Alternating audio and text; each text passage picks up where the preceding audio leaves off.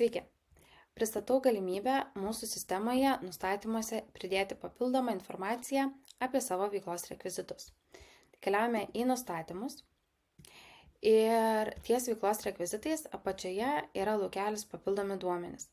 Šioje vietoje jūs galite įrašyti papildomus kodus, kuriuos naudojate, pavyzdžiui, valstybinė maisto veterinarijos tarnybos pažymėjimo numeris ar dar kitus identifikacinius numerius naudojamus jūsų veikloje, kurie būtų reikalingi kaip rekvizitai, tai juos galite čia įrašyti ir atnaujinus nustatymus, kuriant sąskaitą, šie duomenys atsispindės.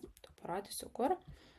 Keliaujame į sąskaitos, sukurti sąskaitą ir šitą informaciją atsispindės kaip papildomi duomenys pardavėjo rekvizituose.